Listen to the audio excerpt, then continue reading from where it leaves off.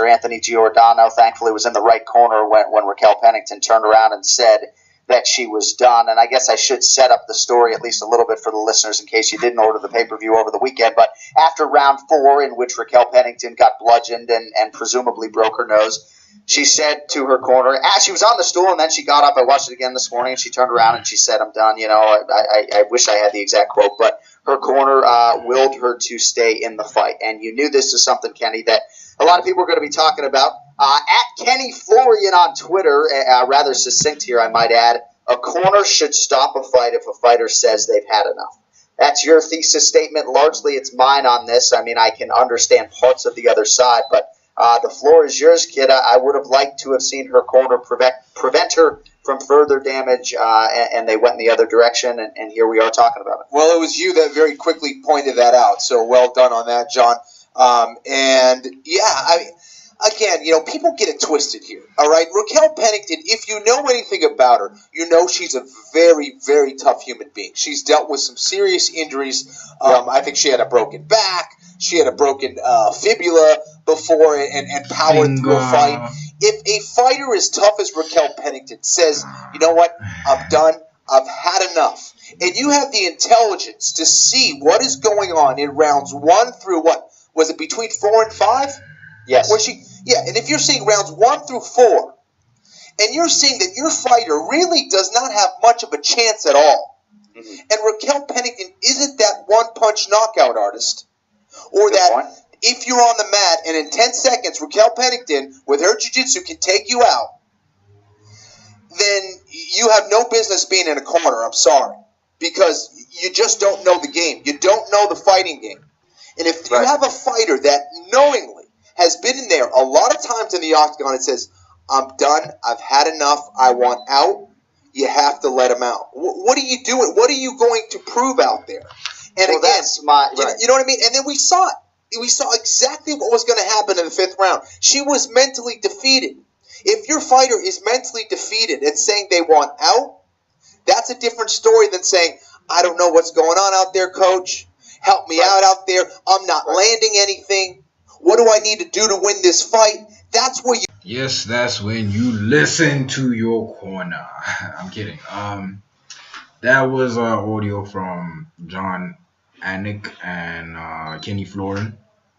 It was speaking on the whole Raquel Peddington, her corner, telling her to keep going when she wanted to give up. All of that. And you just heard, I think it was Kenny who said Raquel Pennington is a tremendously tough individual. Listen, man, if you made it to the UFC, you are tough.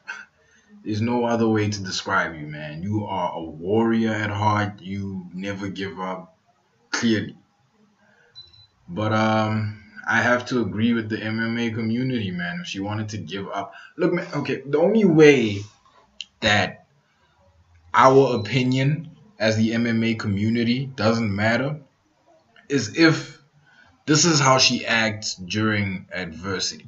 You know what I'm saying? You get those people when they get into a tough situation, they say they want to give up. But naturally, you knowing who they are, knowing their personality, knowing their behavior, that's just the signal for them to get a cosign from you.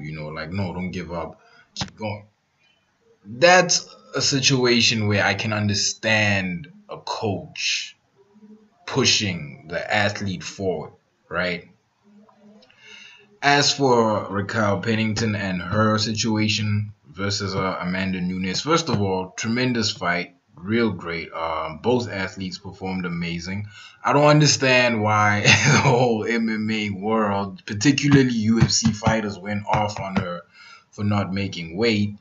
I understand if the people that went off on her for not making weight consistently make weight. Then I get your beef, I get your gripe all day, every day, right? But these things happen where, certain fighters just simply can't make weight. What if it was a bad weight cut? You never know what's happening at home, As for the fight, I think she performed well against Amanda Nunes. Amanda Nunes can beat any woman not named Holly Holmes or Chris Cyborg. But that was a stellar performance, man. Nunes dominated that fight. I don't see how anyone could argue that. Raquel, she held her own. The wrestling was on point, man. It was on point. I had to rewind parts of that fight just to see what she did, how she got the takedown, how she got Amanda's back, all of that. Her jiu-jitsu is on point. Her wrestling is on point. Very, very, very good. I won't lie.